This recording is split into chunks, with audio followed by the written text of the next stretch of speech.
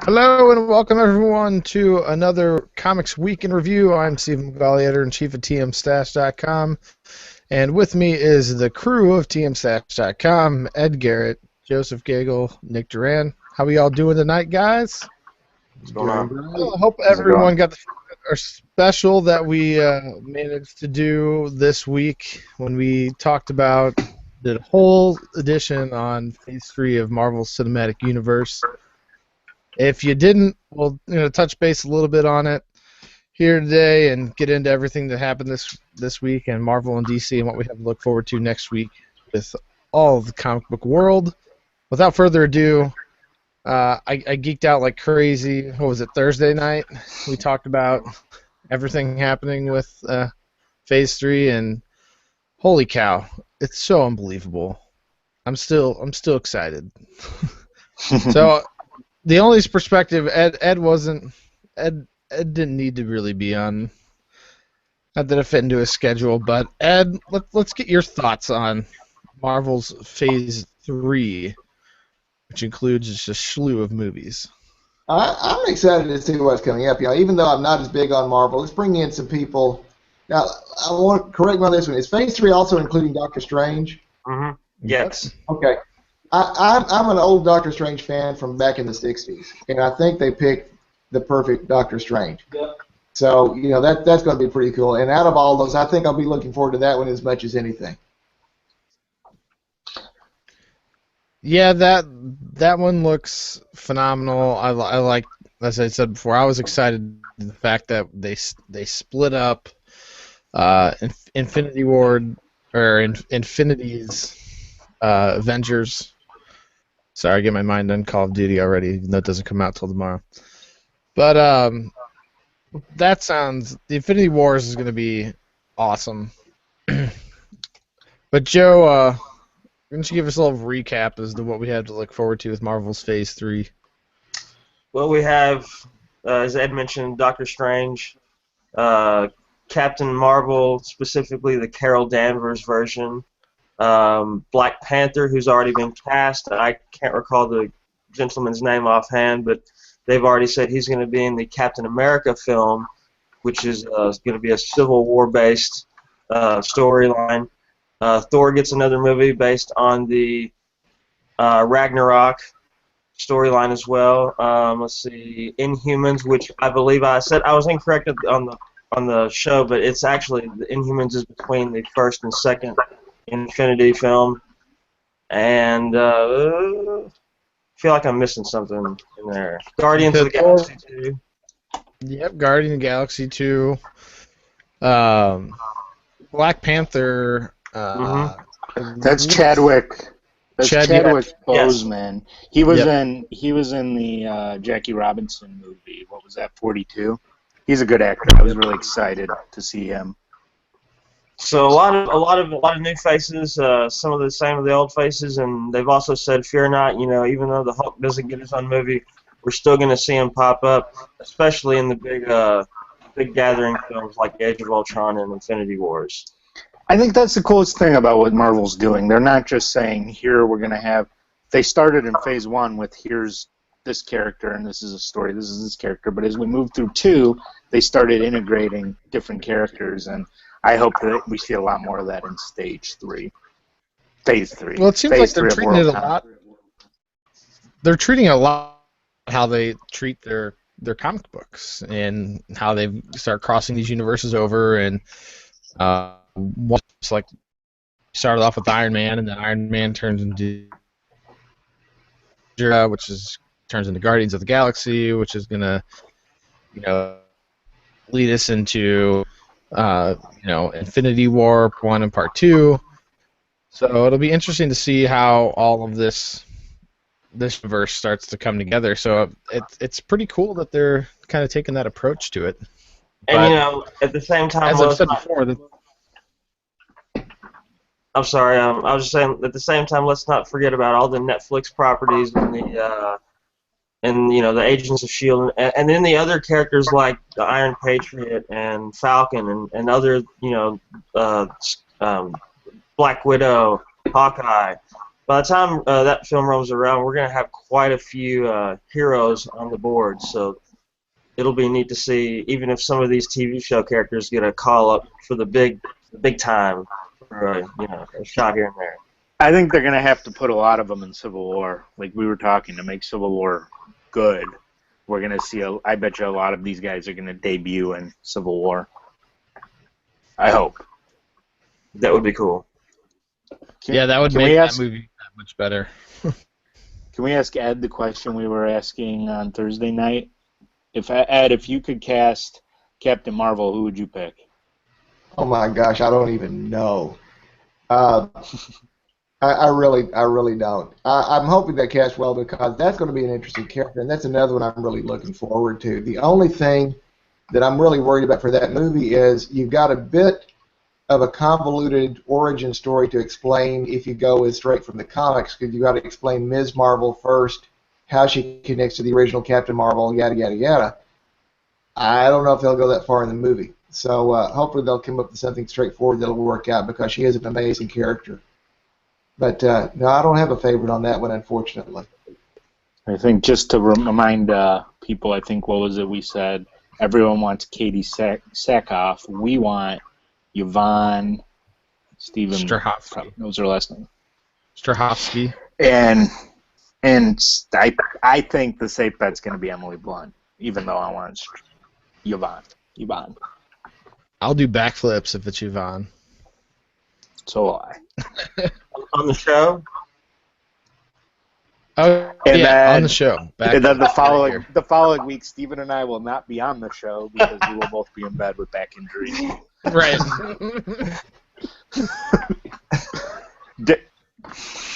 Carting me off on air. We will get a lot of views, though. No excuses. Right. We'll lock you in the hospital room. But that pretty much wraps up Facer. If you want the full in-depth, we talk about it for almost an hour in our movies edition. So you can catch that here on YouTube, or you can subscribe to our podcast. It is all available there on iTunes and your favorite podcast catcher.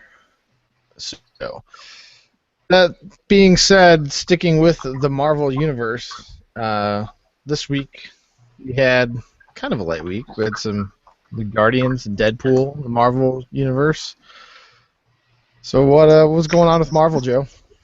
All right, I got quite a few little things, and it's gonna go pretty quick. But first, the Logan Legacy 3rd issue, and it's basically a quick little story about Sabretooth trying to find a challenge worthy of Logan. Now that he's not gone, that was his ultimate goal, was to try to kill him, and now that he's gone, he doesn't have that matchup anymore. And it was a pretty good story with him trying to discover how he can get around that in his life. Axis Carnage was a pretty good book. Since the inversion spell is cast, it's going to affect a lot of characters, and he's one of them. He's returned to the city, and now he wants to be a hero. So almost in Deadpool fashion, he goes around trying to help people, but it just doesn't work out as well as he would like it to because he's used to hurting people. So he hurts people while he's trying to help them, and it's kind of a real goofy tale, and it's pretty neat, and I think it'll be good going forward to see as he tries to really get a handle on it. New Guardians, as we mentioned, was we were talking a little pre-show how Nick thought it was kind of kind of. And I tend to agree. We find out that Richard Rider essentially had to sacrifice himself to get everyone out, but no one knew that Thanos would be let out as well, and nobody wanted Gamora to know because, well, he loved her and he didn't want her to know any of that happened, even though they had to. And so now we're at the point where we're not sure if she's going to stay with the group or not, especially since they have announced that she's going to have her own series at the beginning of the year, so she could end up leaving them eventually. So that could be a neat little wrench thrown into the works. Speaking along those lines, the Thanos, a god up there listening, finished off, and that was kind of a story about his son trying to figure out what kind of legacy he wants to pick up from.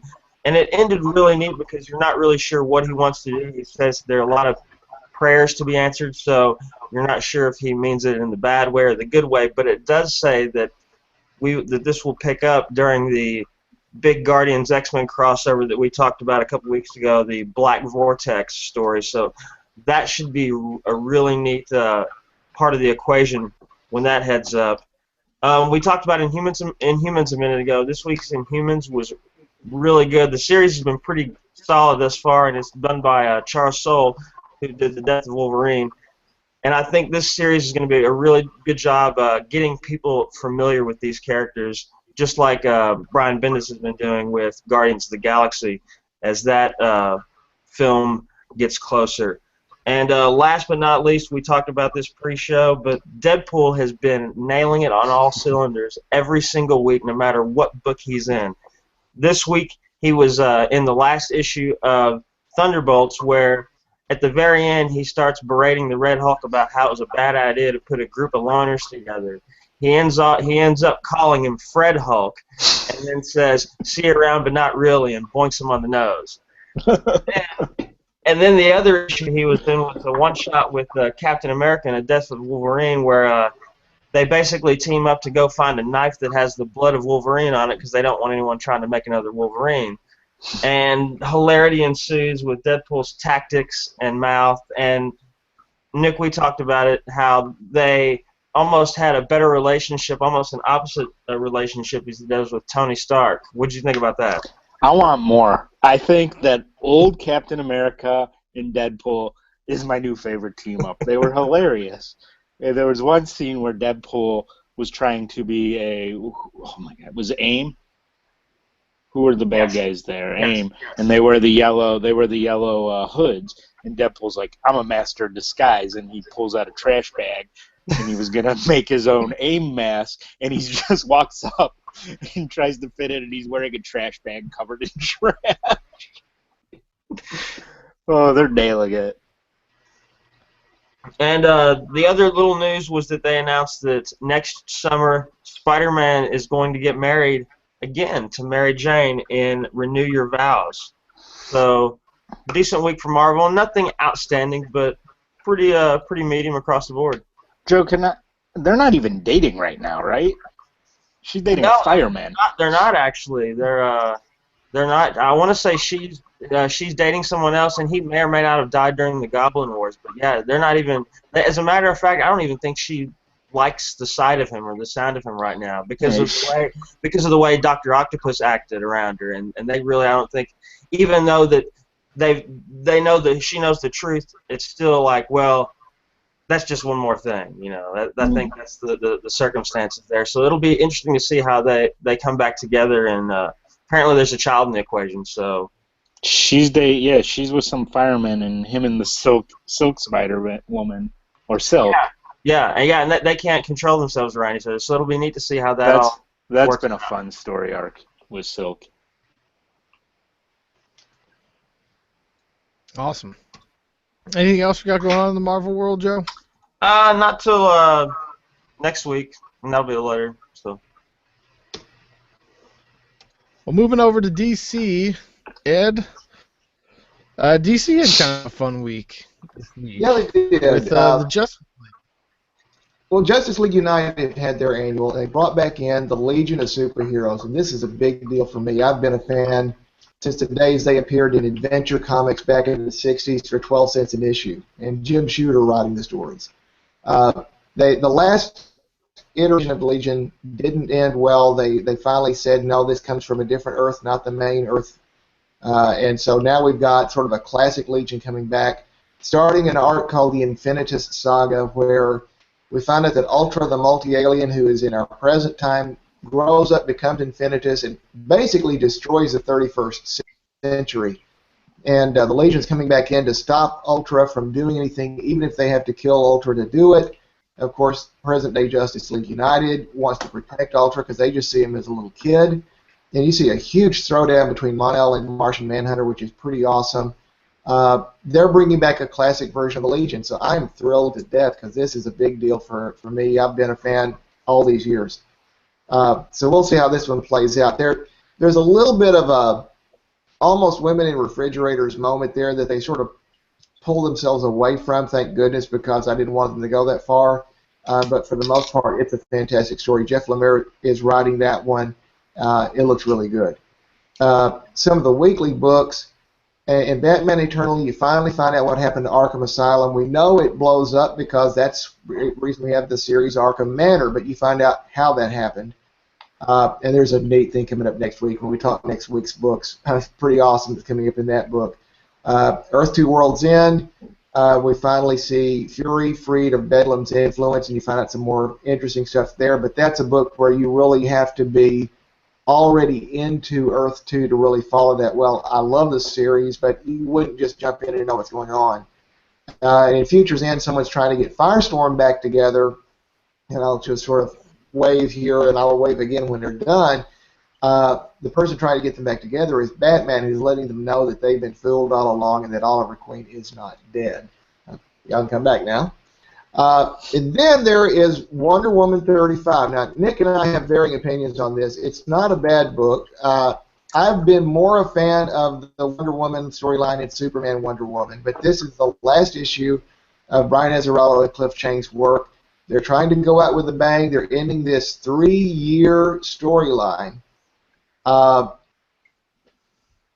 I was sort of left the same way I've been about the series. I know I sound like a heretic here because it's gotten great raves from everybody. I don't hate it. It's just that I like other depictions of Wonder Woman better. But Nick, what did you think? So here's why I like it. It was tough for me to get into it, to the series. At the very beginning, I was like, eh. And I read the first one, and I was like, I don't know if I'm going to read it anymore. And then I just kept reading every week, every month. This is the book. Like IGN was saying, not to plug another site, but this is before I was here. So they kept saying, read this book. So I started reading it some more, and then I got into it. And I think what I got into was the fact that it was so different than the regular Wonder Woman. It focused on the mythology, Greek mythology, and these are very rich characters, and they have quite the bullpen of characters. So as I read more and more, I really felt I loved the way Azzarello writes. Anyone who's been following Future End, it's that he really devotes into his story, and the fact that he had a 3-year arc, there's a lot of depth in there. And like Ed said, without spoiling anything, they went out with a bang. And that's what I would expect in something I've spent 3 years reading. I'd want it to go out with a bang. But I also wasn't a big traditional Wonder Woman. I didn't read Wonder Woman really before this run, so that's where Ed and I differ. And see, I go back even to the 60s with her, and then, of course, back in the 80s when George Perez was on this thing. So, yeah, it's a little different for me. And like I said, I don't hate it. It's a good book. It's well written. It's just, it wasn't my favorite book. And I realize I am a minority of one on this one. What's your favorite Wonder Woman outfit? Skirt, pants, hot pants, shorts? Linda Carter TV series. Sorry. You got to remember, I go back that far. Yeah, I'm old. What can I say? And to me, still, Linda Carter, even though the stories were cheesy in the TV series, and they were really cheesy, she's still like the ultimate Wonder Woman as far as that. So I'm waiting to see what happens when they have the new movie out and they have the new actress. And she seems like she'll do a good job. I hope so, but we'll see. But that's the big stuff for DC the past week. There was not a lot in the indie world this past week. There was a little bit. Archer and Armstrong had issue 25, which was really cool. It had some guest stories. So you not only had Fred Van Lente, but you also had John Layman doing a guest story. Wayward #3, Jim Zub's doing a great job on that one. I love all the Doctor Who books that are coming out. Harbinger Omega's ended their storyline. Captain Midnight had sort of a cool one-shot Halloween-type story over at Dark Horse, which has a really great superhero line they're building with Project Black Sky. And then Image had a book called Rasputin. So you've got the Mad Monk in a series here. The interesting thing on this book, and Nick and I were talking earlier in the week on this, is that it's really where they let the artwork tell the story. And it's very rich artwork, and there's very little narrative. There's almost no word balloons. And so you wind up ending the book a lot faster than you think you're going to end it, but it's still a good story. It's just a very different approach. Not a lot of words. It was written for the Twitter generation, I'll tell you that much. Yeah. 135 characters. Maybe 135 characters in the whole book. But still a good story and beautiful artwork. Oh my God, great artwork. And it was a good story. Like, I felt that I could follow the story, and I thought it was a very, like, intense storyline, and there wasn't a lot of words. Yeah. It's all I think done with art. Was it Riley Rossmo that did the artwork on that? I think so. I would have to look. I think it was. But anyhow, but that's really the last week's stuff. So we can kick back in with next week's stuff, unless there's some more stuff that you caught. Yeah. I liked Roach number 2 a lot. These guys are doing. I think I wrote a while back about it. They're doing three different storylines, and I think it's 3 or 4 issues each for each volume. And they're taking us on this world they're creating. It's really cool. It takes place in outer space, and Black Science was really good. Awesome. For indies, yeah. Well, moving on to next week, Ed. I know you've got an action-packed week coming up. Oh my God. For indies. Yeah, for indies next week. I'll hit those and I'll come back to DC then. For last week was very little going on. Next week is just huge. Boom has got Cloaks number 3, Daemon number 5. I like Daemon. It's the story of vampires and the humans who take care of their daytime business. So it's actually really cool. They got Suicide Risk. They got The Woods. Several others coming out. Dark Horse has Ghost, which I've been really following that series a lot, and the new one called Ghost Fleet number 1, which is not related to Ghost. Dynamite has Vampirella coming out, Solar Man of the Atom, which is fantastic, Turok Dinosaur Hunter, which is also fantastic, and Image is just going crazy here with a bunch of stuff. Artifacts, Birthright, Chew number 44, which I absolutely adore. They've got Imperial number 4. They've got Madame Frankenstein, Mercenary Seat, Nailbiter number 7, which has Brian Michael Bendis not as a guest writer, but as a guest character in the story. And I've seen an advanced copy. It's pretty awesome. I can't say more, but it is. Real Heroes number 4, Spawn is out. 10 Grand number 11, which is another great series I like, and they've got some debuting ones. Tooth and Claw, Humans number 1, which is actually starring apes, but it looks really good. Several others coming out. Valiant has Bloodshot number 25. I've had a chance to look at that. Some good stories and one story that's sort of a little disturbing, and I'll review that later and tell you what that one is. Eternal Warrior, a new series for that one coming out, and Dr. Mirage number 3 comes out, which has been great. Titan has Doctor Who, the 10th Doctor number 4. And there is an odd book that's finally getting on the general market that I got it on the Kickstarter for by Van Jensen, who also co-writes The Flash. This is his graphic novel called The Leg, and it's really the strangest idea for a comic book I've ever heard in my life. He takes a story of Santa Anna, I was about to forget the name, the guy who was the Mexican commander at the Alamo. And there's a true story that the guy had lost his leg in battle and had it buried with full military honors.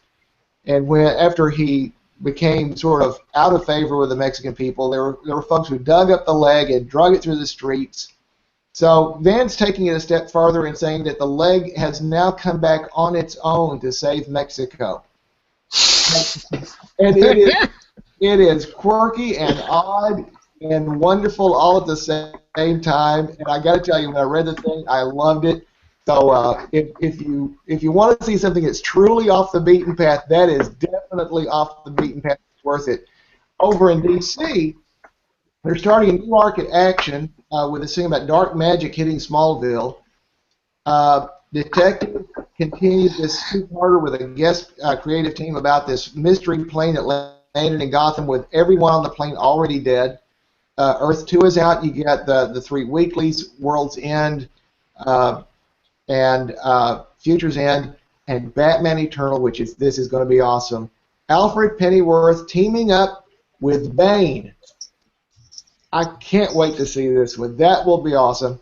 Gotham Academy's out. Grayson #4 is out. Green Lantern's continuing the Godhead storyline.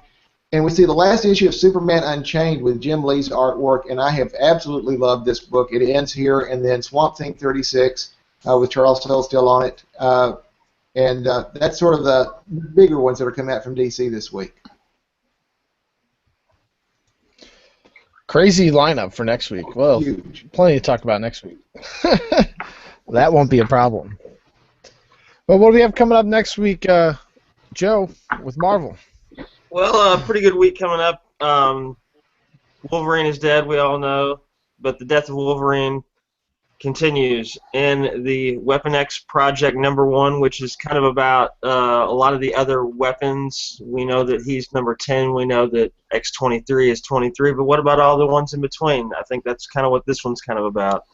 Life After Logan is another Death of Wolverine title that's starting out. I think it's basically about what it says, Life After Logan. The next act of Axis begins, which is called Inversions with Avengers and X-Men #4 Axis. The tie-in for that this week is going to be the all-new X Factor #16. Spider-Verse was going to officially kick off in the pages of Amazing Spider-Man #9. There's also a Spider-Verse team-up #1 this week featuring Amazing Spider-Ham.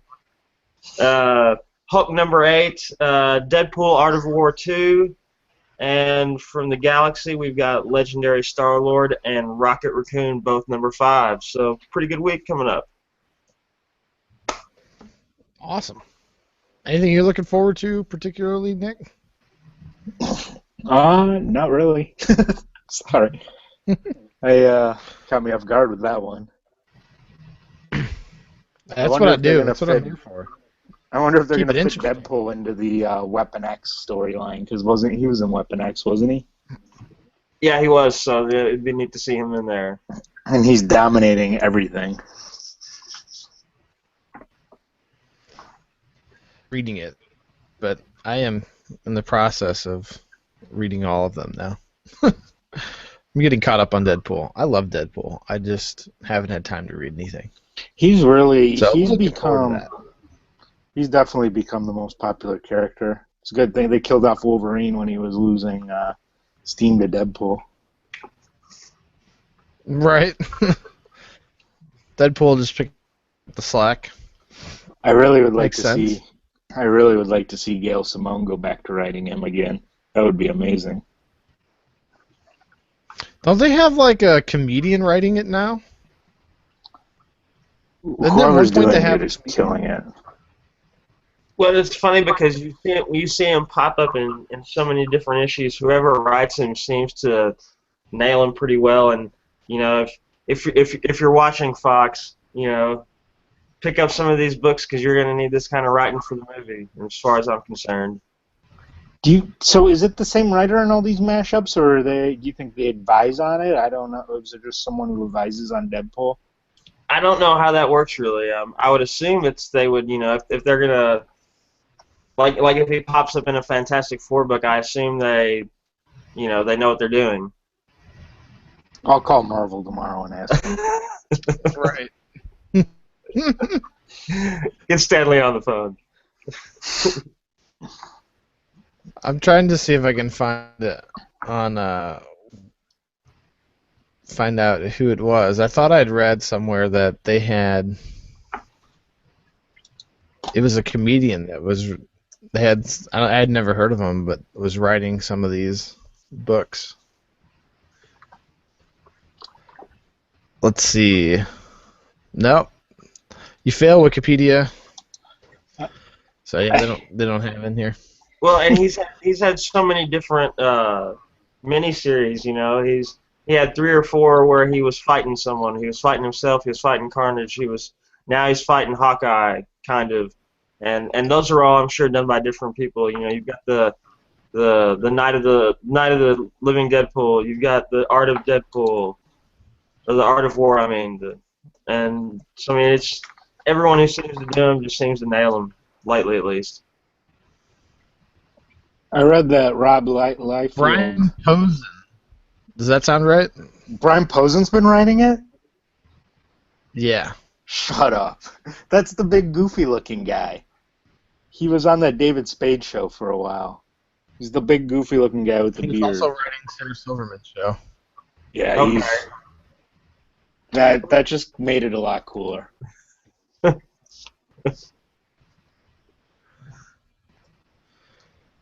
So. All right. Well, moving on from Deadpool, what are our picks and skips of the week? We'll start with you, Nick. What is your pick of the week? Oh, this is tough. I'm going to have to go with, Ed's going to hate me, I'm going to have to go with Wonder Woman because I got to pay it some homage for it was 3 years in the making. You got to check it out. But Deadpool's number 2. Joe, what's your pick of the week? I got a toughie here. I might have to go with Deadpool because it was really funny. Had a lot of good stuff going on in it. What was it he said?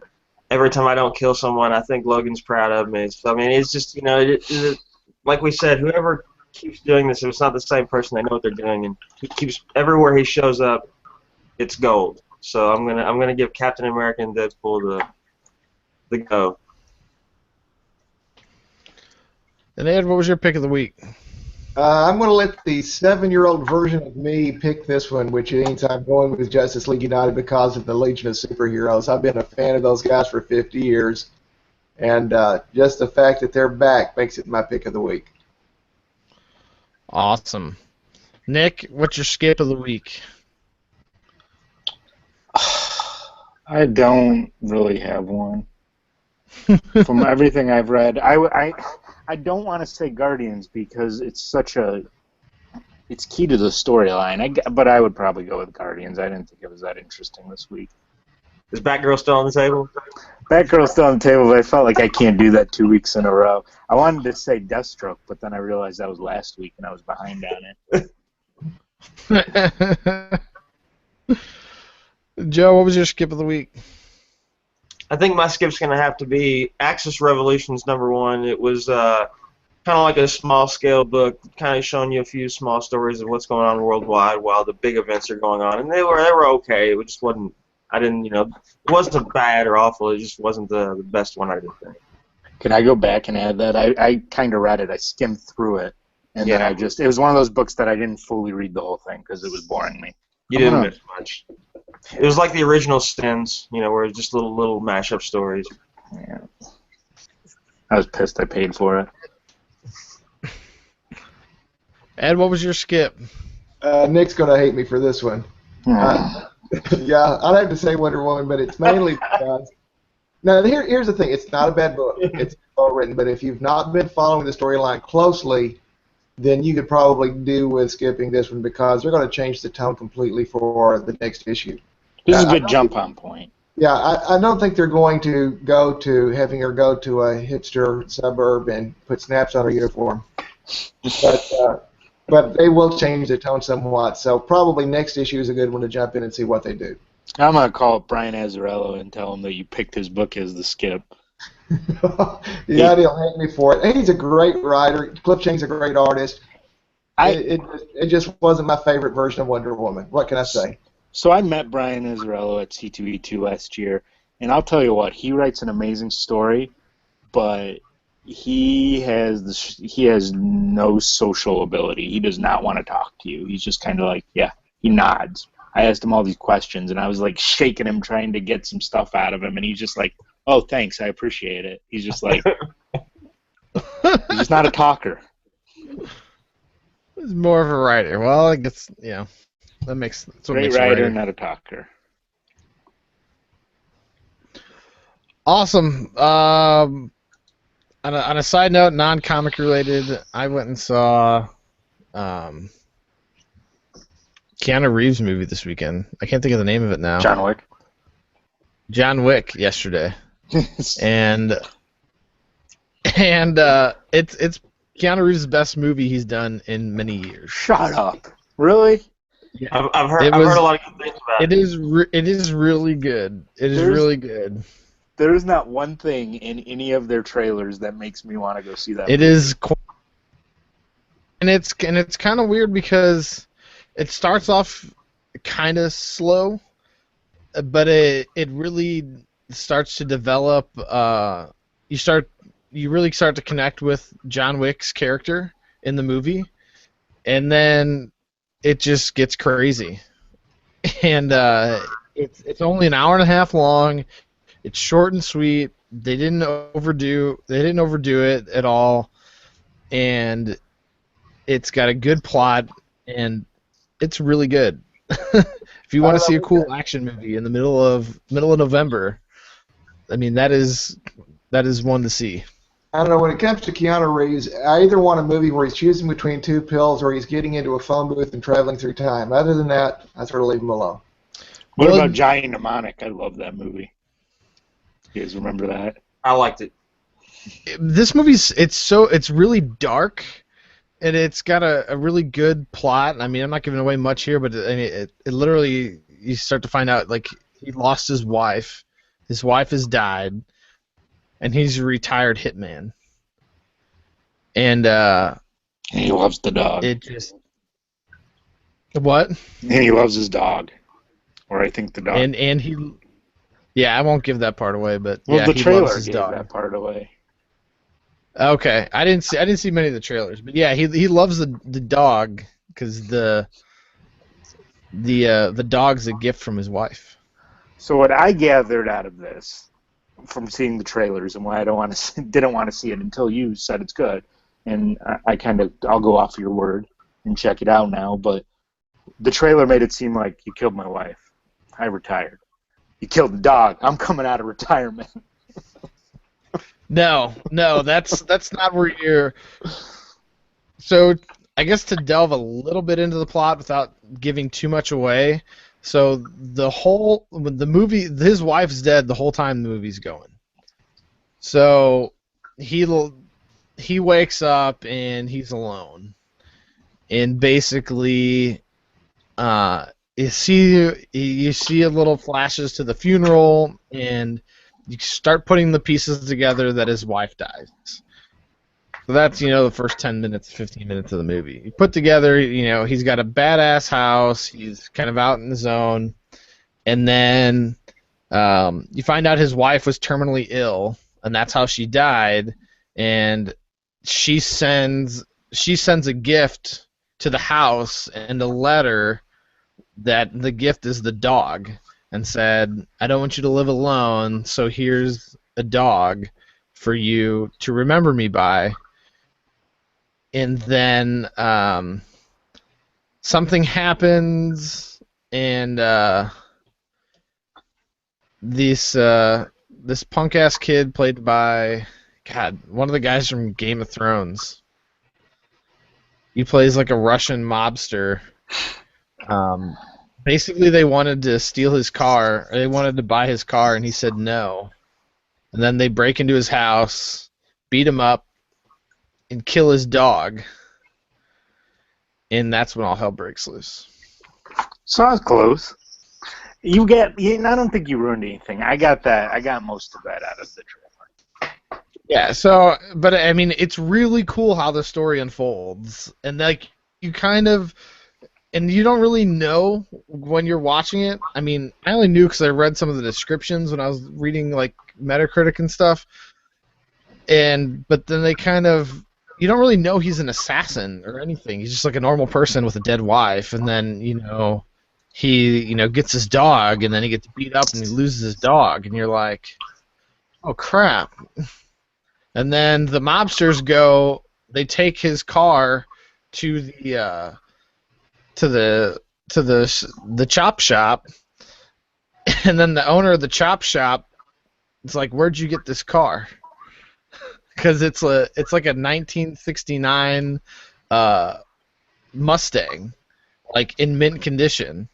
So he's like, where'd you get this car? Like he knew that car was John Wick's.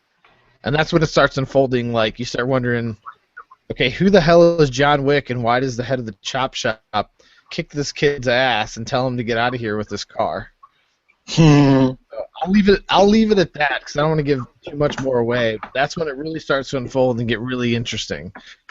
So, but that part of the movie, that's where it's slow, building all of that up, and that takes 20 minutes or so of the movie. So I did just give away the first 20 minutes. So, but definitely something to see. I don't know if you need to see it in the movie theaters, but if you want something to watch, I thoroughly enjoyed it. Hey, real quick, has anybody watched Constantine yet? Watch I what? just saw the pilot episode. I didn't see Friday's episode. I just saw the pilot. No, I have not watched it. I watched the first two, and I thought it was really good. I really liked the Dr. Fate helmet in the first episode. Oh, me too. That was cool to throw that in. Yeah, I like that. I like that little extra thing. Yeah, there were some mixed reviews of the first episode. I thought it was okay. I just missed the second one. I'll definitely continue watching it. Yeah. And of course, the Flash is still really good. Mm-hmm. We got Captain Cold, and I thought they did that episode really well. And Who do you think was getting the fire gun?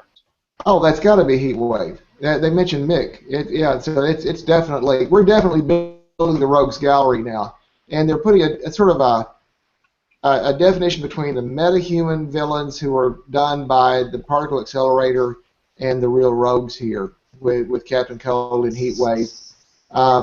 I like how Captain Cold at least had a code where he didn't kill unless absolutely necessary.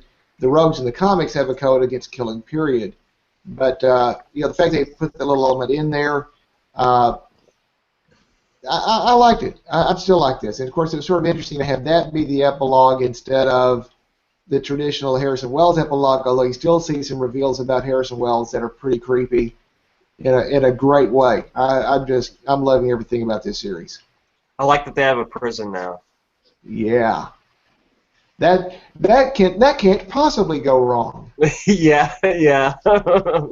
I finally watched the second episode, so I'm too behind. I'll catch up. Oh my gosh. Now, by the way, Flash Season 2 comics, or Season 0, I'm sorry, Flash Season 0 comics are coming out every other week digitally, and then they collect it in print editions, and the second print edition comes out on Wednesday. It's written by the writers of the TV series, and Phil Hester is doing the artwork. And it's the continuity of that series is set between episode 1 and episode 2 of the TV series. It's a little bit lighter tone than the series, certainly different than the regular Flash series. I like it. It's pretty cool. And I've been keeping the digital chapters, so next print copy's out on Wednesday. Cool. All right. Well, that pretty much wraps it up for this week's Comics Week in Review. Thanks, everyone, for joining us.